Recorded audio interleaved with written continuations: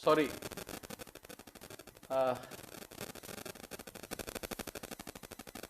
Facebook live में एक बार फिर से आपका स्वागत है।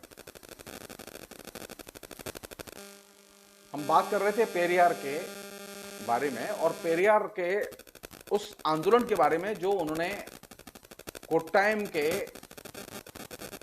वाइकम तालुके में शुरू किया। उस आंदोलन की ब्यूटी ये थी कि कोट्टायम का ये छोटा सा तालुका जो है, ये वाइकम, ये मंदिरों का एक तरह से शहर है। इसमें सैकड़ों मंदिर हैं। तो इस वाइकम के मूवमेंट की ब्यूटी ये थी कि वहां पर सड़कों पर, चूंकि वहां चारों तरफ मंदिर ही मंदिर हैं, तो वहां सड़कों पर निकलने की द्रविड़ों को परमिशन नहीं थी।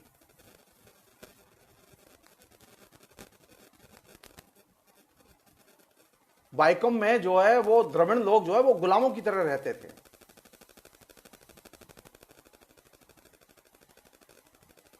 और खासतौर पर जो आदि द्रविड़ थे वे और भी बुरी अवस्था थी उनकी।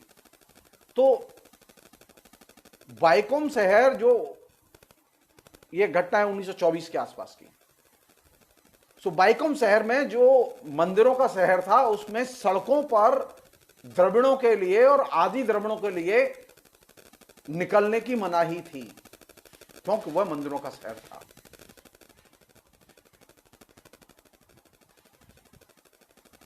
द्रविड़ों और आदि द्रविड़ों के खिलाफ में जो पाबंदियां लगाई हुई हैं, वे पाबंदियां हटाई जाएं, इसके लिए पेरियार ने आंदोलन किया और कहा कि सड़कें सबकी हैं। द्रविड़ों को, आदि द्रविड़ों को इन सड़कों पर निकलने से आप रोक नहीं सकते। और इस आंदोलन में उन्होंने जम के काम किया और जनता को आंदोलित किया। जो वाइकम इलाके में जो निचली जाति के लोग, एजवा जाति जिसे आजकल कहते हैं, एजवा जाति के लोग माने जाते थे, उन एजवा जाति के लोगों को अपने सत्याग्रह के जरिए मुक्ति दिलाई और उन्हें सड़क पर चलने का अधिकार दिलाया। यह 1924 की घटना है। ये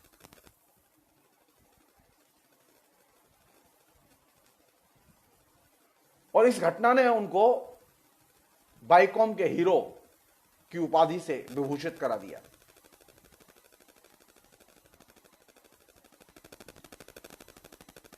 एक अन्य चीज है जो कि काफी इंपॉर्टेंट चीज है, वो ये कि पेरियार अपनी लाइफ में 10 बार जेल गए।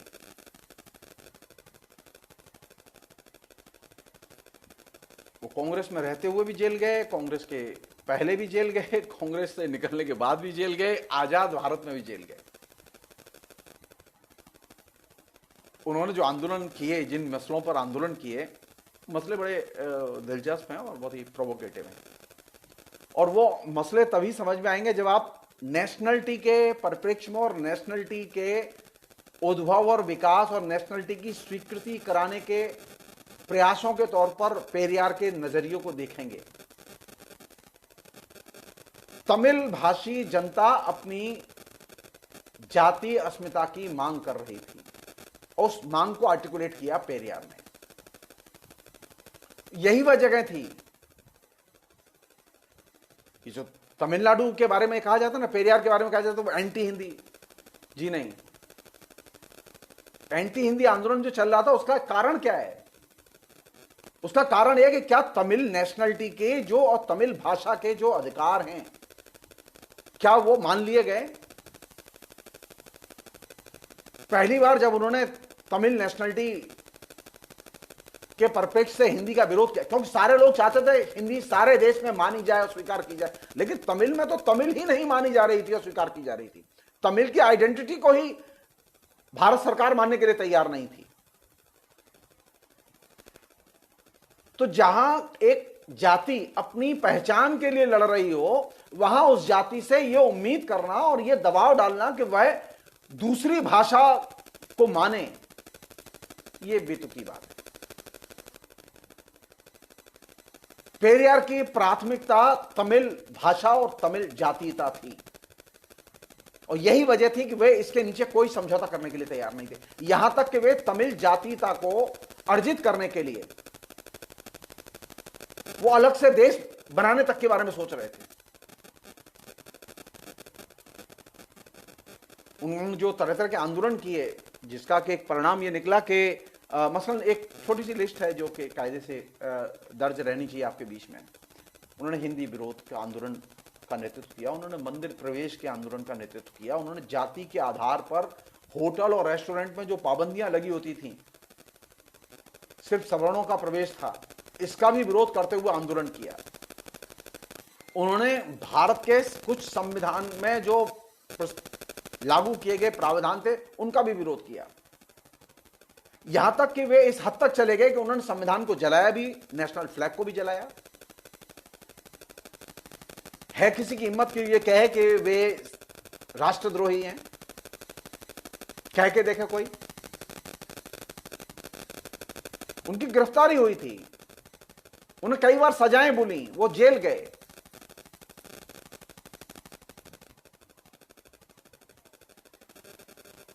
सक्रिय कितने थे इसका एक छोटा सा आंकड़ा बता रहा हूं मैं आपको।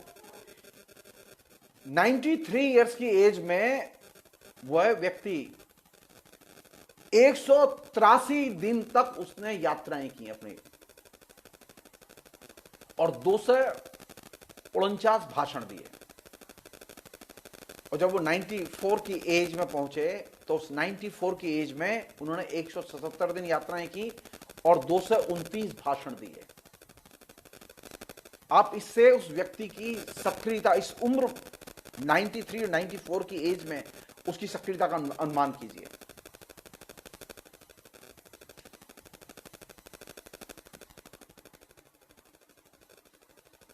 पेरियार के दृष्टिकोण का एक सबसे रोचक पहलू जिसे कायदे से सीखने की जरूरत है वो ये कि पेरियार प्रैग्मेटिक पॉलिटिक्स के एकदम मास्टर थे।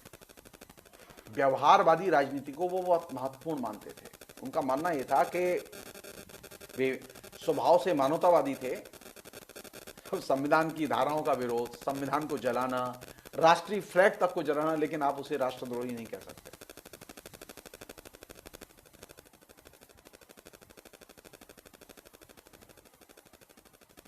उनकी एक ही प्राथमिकता थी, तमिल जाति और तमिल भाषा। इसके अलावा उनकी और कोई प्राथमिकता नहीं थी। आप तमिल जाति की महत्ता और नेशनलिटी को मान लीजिए और तमिल भाषा की महत्ता और उसकी उपयोगिता को मान लीजिए, वो खुश थे। वो किसी एक विचारधारा से बंधे हुए नहीं थे। उनके 3 बहुत महत्वपूर्ण एलिमेंट हैं जो उनके राजनीतिक दृष्टिकोण के एलिमेंट हैं। वो ये है कि एक तो वे उपयोगिता को बहुत महत्वपूर्ण मानते थे। वो जो भी विचार हो वो देखते थे कि उसकी उपयोगिता क्या है। दूसरा ये चीज देखते थे कि वो व्यावहारिक तौर पर कितना इफेक्टिव होगा। और थर्ड चीज जो कि इंपॉर्टेंट चीज थी वो थी समानता, कि जिस आप राजनीतिक विचार को लागू कर रहे हैं, जिस राजनीतिक विचार का प्रभाव देख रहे हैं, वह समानता पैदा करता है या असमानता पैदा करता है।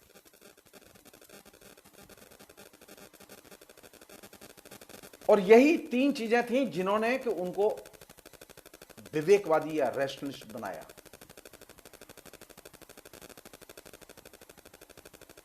उनके दृष्टिकोण की एक अन्य महत्वपूर्ण चीज थी जो कि सीखने लायक है।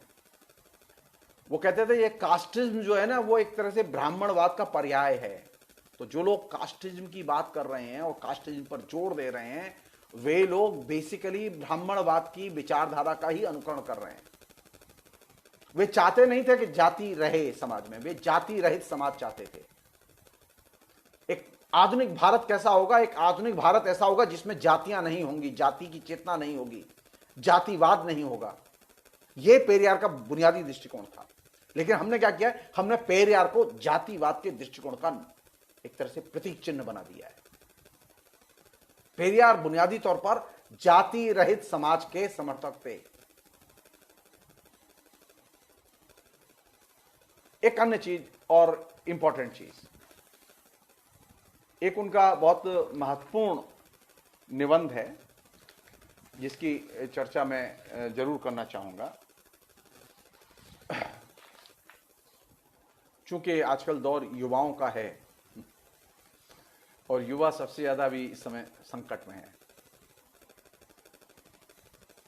तो हमारा पूरा समाज उससे प्रभावित है अभी, उस चेतना से। खासतौर पर पिछले 7 साल में जो 8 साल में जो डेवलप हुआ है वो बहुत ही खतरनाक है। तो उनका युवाओं को एड्रेस करते हुए जो निबंध है, जो कि त्रिची में उन्होंने 21/2/1943 को एक भाषण में उन्होंने युवाओं को संबोधित करते हुए जो कहा, उसके कुछ विचार मैं आपसे शेयर करूंगा। मैं उसमें पहली चीज जो कि वे रेखांकित करते हैं वो ये कि अगर आप आज का समाज देखें और जो अब मैं बताने जा रहा हूं उसे देखें, आजकल हमारे समाज में एक बहुत ही भयानक होड़ चली हुई है, खुदगर्जी की होड़, सिर्फ अपने स्वार्थ को देखने की होड़, सिर्फ अपने सुख दुख को देखने की होड़, सिर्फ अपने ही पाने की होड़। और ये जो खुदगर्जी की जो होड़ है, ये एक तरह से जंगली पशुओं की होड़ है। मनुष्य जंगली पशुओं की तरह नहीं रह सकता।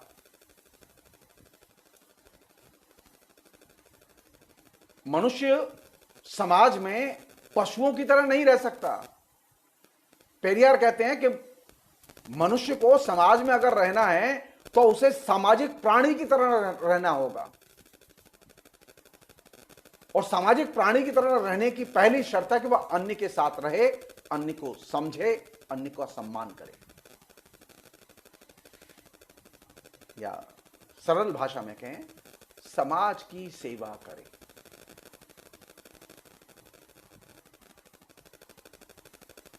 मनुष्य जो है उसका काम क्या है? समाज को संपन्न बनाए और खुश रखे।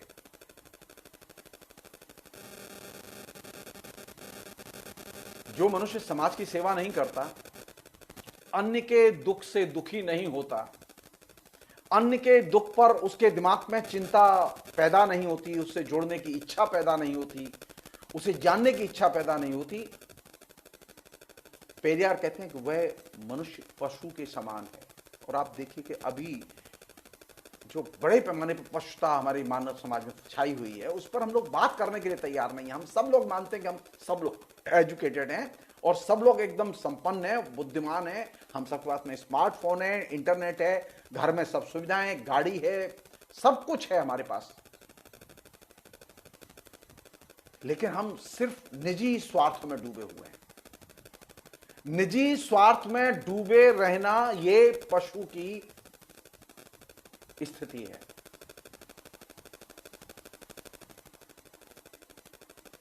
मनुष्य का काम निजी स्वार्थ साधना नहीं है। मनुष्य का प्राथमिक काम है समाज का उद्धार करना और उत्थान करना। अगर मानव समाज है, हम समाज में मनुष्य की तरह रहते हैं, तो हम समाज का ख्याल करेंगे। समाज का ख्याल करने की हमें चिंता ही नहीं होती, हमारे तो अपना ख्याल करने की चिंता होती है। उन्होंने एक बात और कही है, बहुत ही इंटरेस्टिंग है, उस जो वीरों युवाओं के लिए संबोधित जो उनका लेक्चर है, उसमें एक बात और बहुत महत्वपूर्ण कही है। वो कही कि ब्राह्मण और मुसलमान ये दो समुदाय ऐसे हैं जो अपने समुदाय के प्रति सचेत हैं, इनसे सीखना चाहिए। वे हमेशा अपने समुदाय को लेकर चिंतित रहते हैं और वे इसे अपना सबसे बड़ा कर्तव्य समझते हैं। तो एक मनुष्य की चिंताएं क्या होनी चाहिए? मनुष्य की चिंताएं समुदाय की चिंताएं होनी चाहिए, समाज की चिंताएं होनी चाहिए। वे संबोधित दलितों को कर रहे हैं, द्रविड़ों को कर रहे हैं कि द्रविड़ों में अपने समुदाय के उत्थान की न तो चिंता है न चेतना है।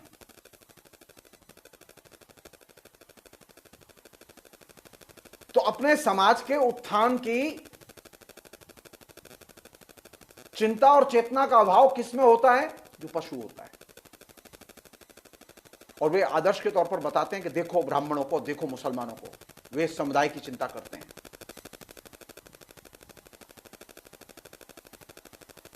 वे कहते हैं कि यहां तक कि आदिवासियों में जो आदि द्रविड़ थे, उनमें भी अपने समाज के उत्थान की चिंता का कोई भाव नहीं है। उन्होंने उसी संदर्भ में एक बहुत महत्वपूर्ण सवाल उठाया है कि आखिर ऐसा क्यों है कि उनके अंदर अपने समुदाय की या समाज के उत्थान की चिंताएं नहीं है। आज बात करिए आप किसी से भी, आपके देश की सारी संपत्ति बिक जाए, आपका देश का सारा भट्टा बैठ जाए, पूरी इकोनॉमी कोलैप्स कर चुकी है, कोई चिंता नहीं है। क्यों? क्योंकि मेरी पेंशन मिल रही है, मेरी तनख्वाह मिल रही है, मेरा कम से कम जीवन चल रहा है। ना चल रहा हो तो मैं जैसा हूं वैसा ही ठीक हूं।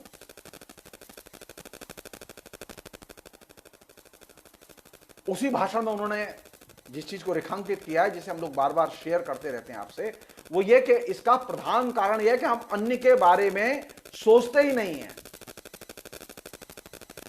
और अन्य के बारे में क्यों नहीं सोचते, ये यहां पर एक बहुत महत्वपूर्ण बात है जिसे मैं साझा करना चाहता हूं आपसे। वो कहते हैं कि अन्य के बारे में इसलिए नहीं सोचते कि हमारे समाज को अनेक जातियों में बांट दिया गया है। बात द्रविड़ों के संदर्भ में कही जा रही है, लेकिन यह बात आज पूरे हिंदुस्तान पर लागू होती है। आज पूरे हिंदुस्तान में आपको लगातार आप देखेंगे कि छोटी छोटी जातियों और गोत्रों में पूरे समाज को बांट दिया गया है। पेरियार कहते हैं कि छोटी छोटी जातियों में यह जो बटा हुआ समाज है, यह कभी भी समाज की और समुदाय की चिंता नहीं कर सकता। यही दशा उस समय द्रविड़ों की थी। और इसी वजह से द्रविड़ों के बारे में, आदि द्रविड़ों के बारे में समाज सोचता ही नहीं था, द्रविड़ सोचते ही नहीं थे, तमिल लोग सोचते ही नहीं थे।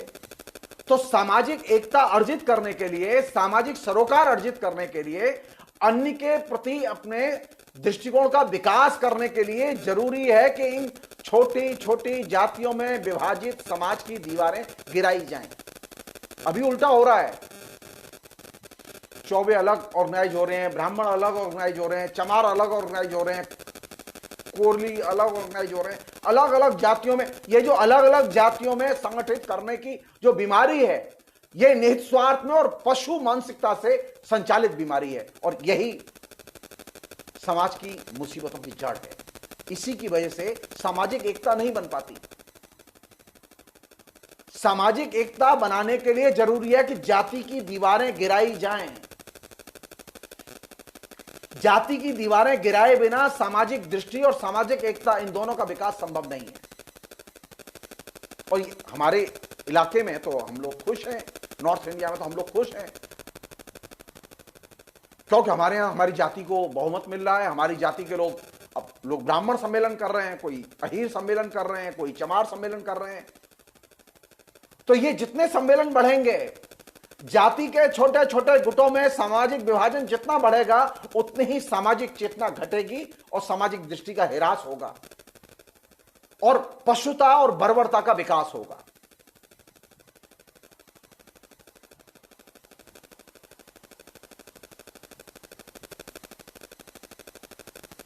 जिनकी अपने समुदाय के प्रति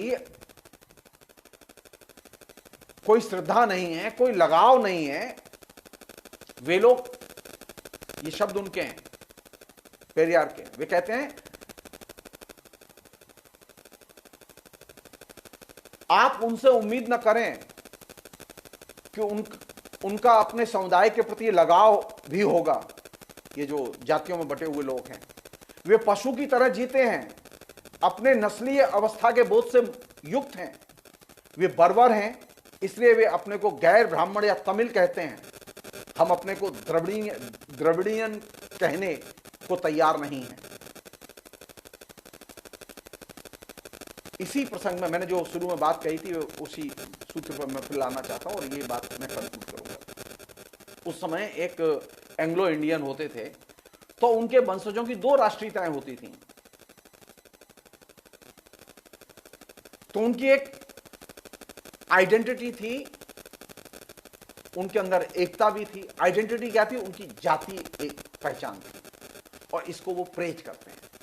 वे चाहते हैं कि एंग्लो इंडियन में जैसे नेशनलिटी की फीलिंग है, दो राष्ट्रीयताओं की दृष्टि है, भावना है, उनमें एकता भी है और उनमें पृथक पहचान भी है।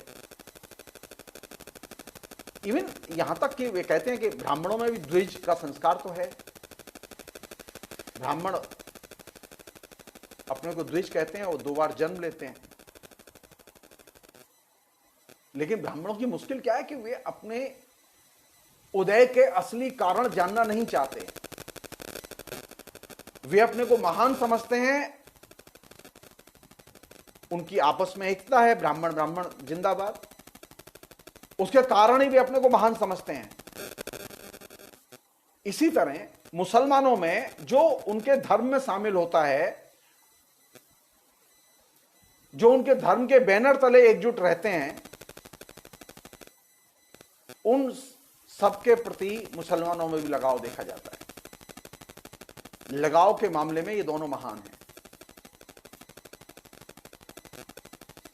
अगर ये सिलसिला रहा तो वे और भी महान बनेंगे। और ये जो उनके बीच में जो लगाव है, इसका कारण एकमात्र क्या है? धार्मिक एकता, जिसे कि वो पसंद नहीं करते।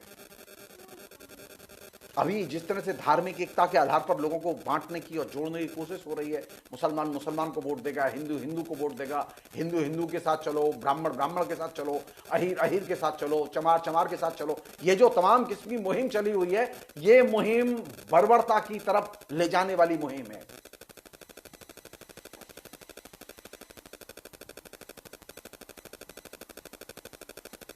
धार्मिक एकता, जातिगत एकता, ये तमाम एकता के जो रूप प्रचलन में थे उस समय और आज भी, ये नेशनलिटी की पहचान को ध्वस्त करते हैं।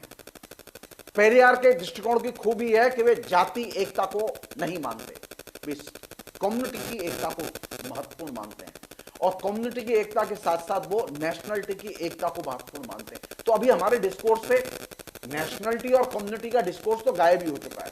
पहली बार ऐसा हुआ है किसान आंदोलन के आने के बाद में एक क्लास चेतना और ऐसी चेतना जो कि जातियों के बंधनों से मुक्त चेतना पैदा हुई है।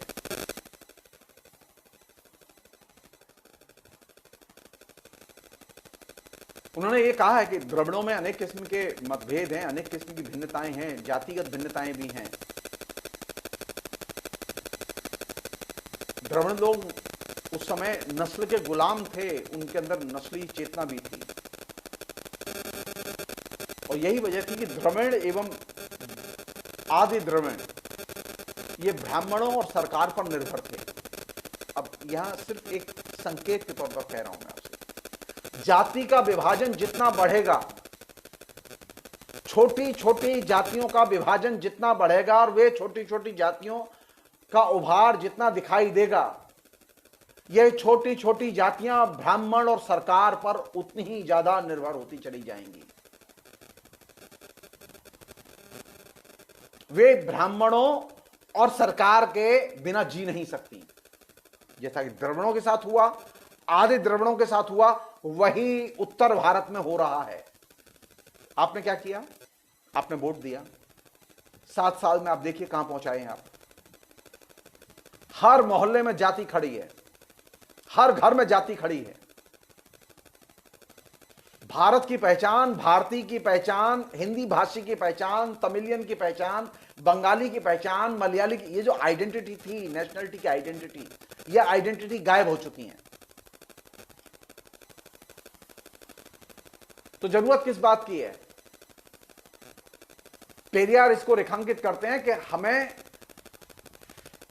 अपनी जातीय पहचान या नेशनलिटी की पहचान को अर्जित करना चाहिए और स्थापित करना चाहिए।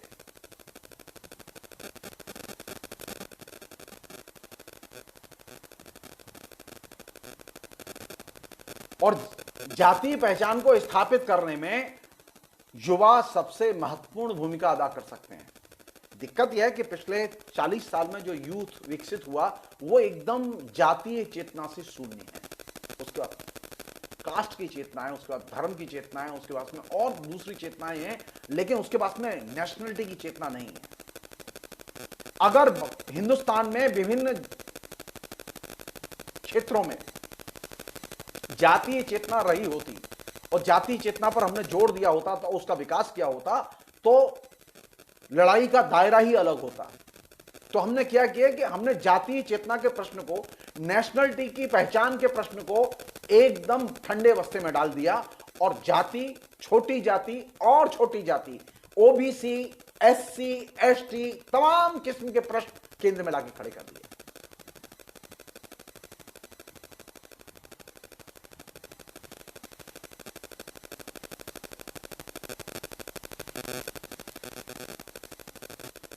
जरूरत किस बात की है?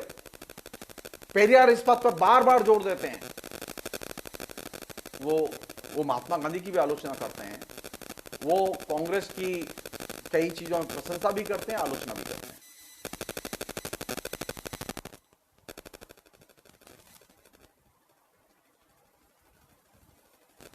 लेकिन एक खतरनाक चीज भी है उनके अंदर जिसका जिक्र किया जाना चाहिए।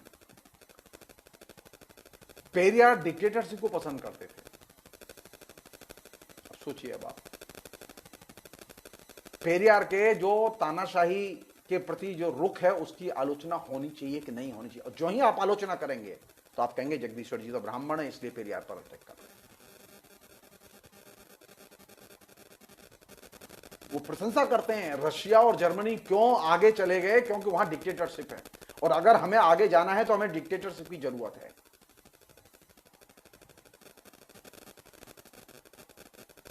वो ये भी कहते हैं कि इंग्लैंड और अमेरिका लोकतांत्रिक देश हैं इसलिए वे इन दिनों संघर्ष कर रहे हैं, वे आगे नहीं जा पाए। जर्मनी और देखो रशिया कितना आगे चले गए।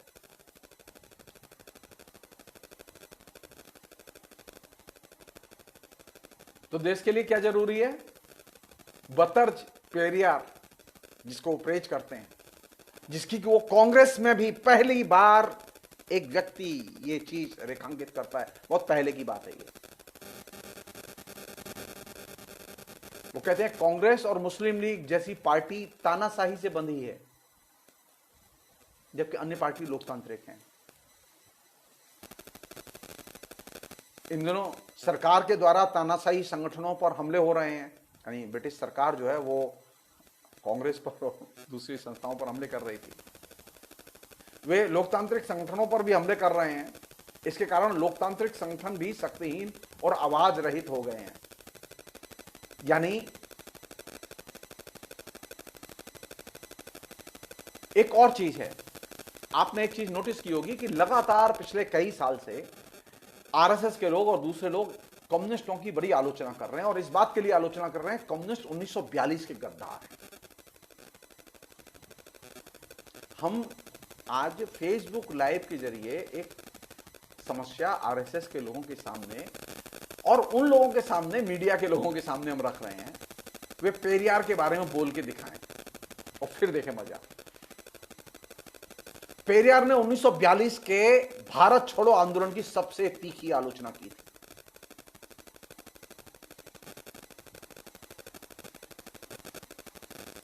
और उन्होंने जो चीज कही थी आप उन्हें गद्दार कह के दिखाइए।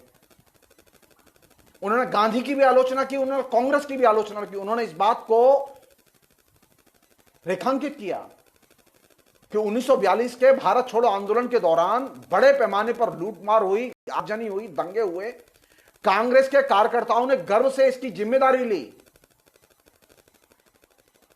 लेकिन ये जो लूटमार, आगजनी और तमाम किस्म की घटनाएं, इनकी न तो गांधी ने निंदा की और न कांग्रेस ने एक शब्द में निंदा की। और न ही उस जमाने के मीडिया ने लूटमार और आगजनी की घटनाओं की निंदा की।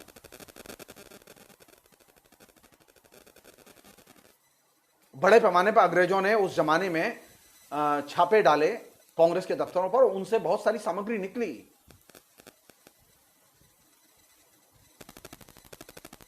जिससे पता चला कि कांग्रेस के लोग कहां कहां शामिल थे।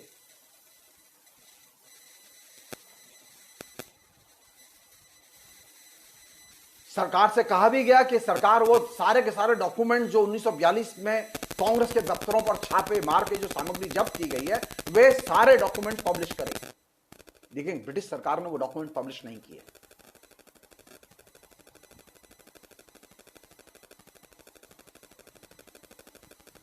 तो उस जमाने में जो हिंसा हुई 1942 में, उसकी पेरियार ने तीखी आलोचना की। लेकिन पेरियार को तो आप गद्दार नहीं कहते।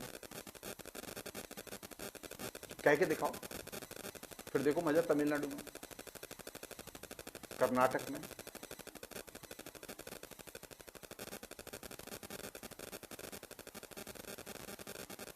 उन्होंने उस समय भारत छोड़ो आंदोलन का विरोध किया और भारत छोड़ो आंदोलन का विरोध ही नहीं किया, उन्होंने ब्रिटिश सरकार का समर्थन किया।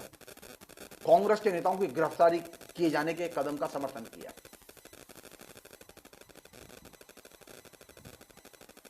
एक अन्य चीज, जो कि बहुत महत्वपूर्ण चीज है।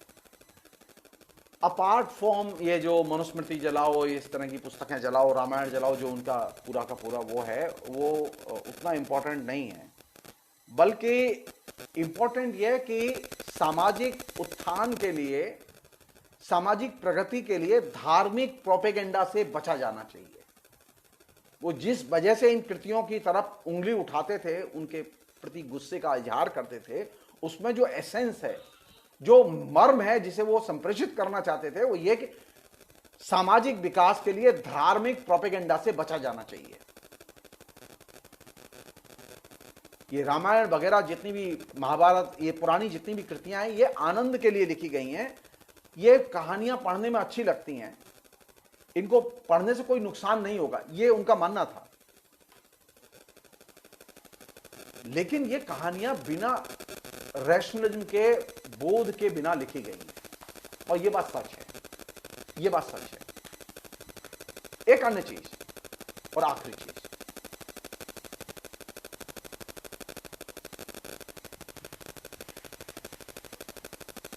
उन्होंने जो बात कही है वो ये जो एपिक रचनाएं, महाकाव्य रचनाएं हैं, ये एपिक रचनाएं काल्पनिक हैं और असत्य हैं, ये सच। अगर वे क्रिएटिव राइटिंग है तो काल्पनिक है, उन्हें सच नहीं माना जा सकता। उन्होंने कहा है बार बार कि महाकाव्य, पुराण आदि की रचनाओं को सच मानना गलती होगी। परेशान थे इस बात से कि लोग इन में जो कहानियां कही गई हैं उनको सत्य कथा मानने लगे हैं, और सत्य कथा जो मानते हैं लोग, ऐसे लोग हैं, बहुत सारी बड़ी संख्या में लोग हैं। तो उसके बारे में उन्होंने सिर्फ एक छोटा सा, बहुत माइल्ड सा कमेंट्स किया है कि ये वे लोग हैं जिनका अभी दिमाग विकसित नहीं हुआ है। अविकसित दिमाग के लोग हैं जो कि इन्हें सत्य घटनाओं, सत्य कथा मानते हैं। उन्होंने एक बात जो रेखांकित की वो इस प्रसंग में यह कि सत्य हमेशा सत्य होता है, और सत्य को झूठ लंबे समय तक ढक नहीं सकता, या झूठ सत्य की तरह रह नहीं सकता। इसलिए उनका कहना यह था कि सामाजिक विकास के लिए जरूरी है कि इन कहानियों पर विश्वास मत करो, और जो चीज उन्होंने आइडियोलॉजिकली निर्मित की वो ये कि आत्मसम्मान की हर कीमत पर रक्षा करो और आत्मसम्मान अर्जित करो। आत्मसम्मान के बिना किसी भी गुण का विकास संभव नहीं है, और आत्मसम्मान के लिए जरूरी हो तो जान भी दे दो।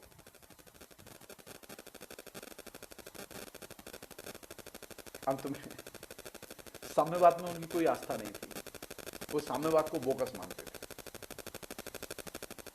और उनका कहना था कि साम्यवाद से युवाओं को दूर रहना चाहिए, और यही वह वजह है जहां से कि दलितों के एक बड़े सेक्शन पर साम्यवाद विरोधी चेतना का असर है। उनका मानना था साम्यवाद जहरीली गोली है जिस पर चीनी चढ़ी है, उससे सावधान रहो। जो उन्होंने युवाओं को संबोधित करते हुए जो लेक्चर दिया उसमें ये आखिरी था। क्यों वो ये बात कह रहे थे, इसका एक बड़ा कारण मैं बता रहा हूं, क्योंकि उस जमाने में साउथ में, खासतौर पर तमिलनाडु और आंध्रा में खासतौर पर कम्युनिस्टों का तेजी से प्रभाव विस्तार हो रहा था, और इस विस्तार को वे समझ रहे थे। तो जरूरत किस बात की है?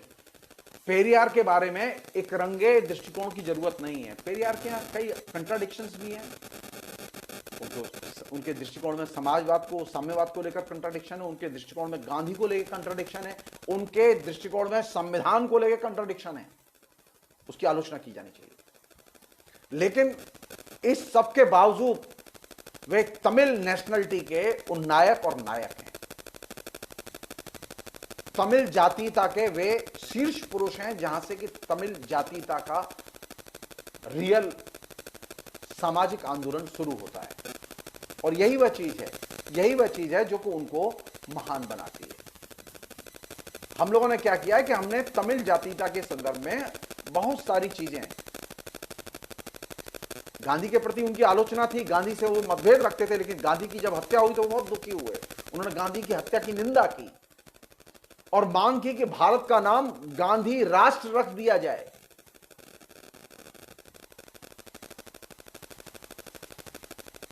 और गांधी को उन्होंने धर्म के बराबर, गांधी धर्म के तौर पर उन्होंने सम्मान दिया।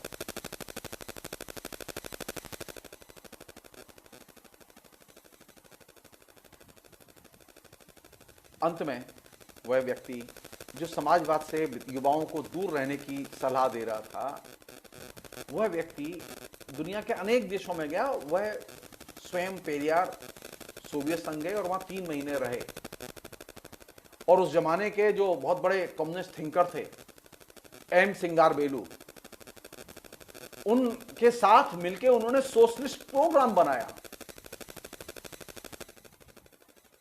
उनकी जयप्रकाश नारायण से भी मुलाकात हुई, अंबेडकर से भी मुलाकात हुई। जयप्रकाश नारायण ने उनको सोशलिस्ट आंदोलन में शामिल होने का निमंत्रण दिया और जैसा कि मैंने आपसे कहा कि एम सिंगारबेलू के साथ में तो उन्होंने सबसे अच्छा मिलके एक सोशलिस्ट प्रोग्राम बनाया। एम सिंगारबेलू उस जमाने के साउथ के बहुत बड़े सोशलिस्ट नेता थे। कहने का मतलब यह कि पेरियार पर बात करते समय इस चीज को ध्यान रखें, पेरियार किसी एक विचारधारा से या राजनीतिक दृष्टिकोण से बंधे हुए नहीं थे। वे उपयोगिता देखते थे और देखते थे किस विचार का क्या इंपैक्ट होगा और कौन सा विचार है जो कि समानता के दृष्टिकोण को मदद पहुंचा सकता है। यही वह चीज थी जिसने कि उनको बड़े पैमाने पर जनता में जनप्रिय बनाया। उन्होंने 3 महत्वपूर्ण खतरनाक चीजों की ओर ध्यान खींचा है। उनकी नजर में 3 खतरनाक शैतान कौन है उस जमाने में, यानी 1926 में जब उन्होंने कांग्रेस छोड़ी, उस समय की बात है ये। उन्होंने कहा कि 3 बड़े शैतान हैं, कांग्रेस पार्टी, हिंदू धर्म जाति प्रथा सहित, और थर्ड है समाज में ब्राह्मणों का वर्चस्व। इसमें ब्राह्मणों का सबसे पहले अंत होना बेहद जरूरी है। ये 3 शैतान उनकी नजर में थे और इन 3 के खिलाफ में लड़ाई उनका एजेंडा थी। इसलिए वे कांग्रेस में रहते हुए भी कांग्रेस के बाहर चले गए। वे कांग्रेस में वो जेल गए, कांग्रेस में रहते हुए 3 बार जेल गए, लेकिन फिर कांग्रेस के बाहर चले गए। तो उनको एक राजनीतिक विचारधारा के साथ में बांध कर नहीं देखना चाहिए। वे एक प्रैग्मेटिक पॉलिटिशियन थे। सामाजिक परिवर्तन में उनकी इच्छा थी और जाति प्रथा का वे पूरी जिंदगी विरोध करते रहे। सत्ता से उन्होंने दूरी बनाए रखी, सत्ता के प्रति कोई आकर्षण उनके अंदर नहीं था। समाज सुधार की राजनीति की जाए, सत्ता की राजनीति न की जाए। ये जो चीज थी, ये बहुत मूल्यवान चीज थी जिसने कि पेरियार को महान पेरियार बनाया। फिलहाल इतना ही। बहुत बहुत शुक्रिया। Thank you.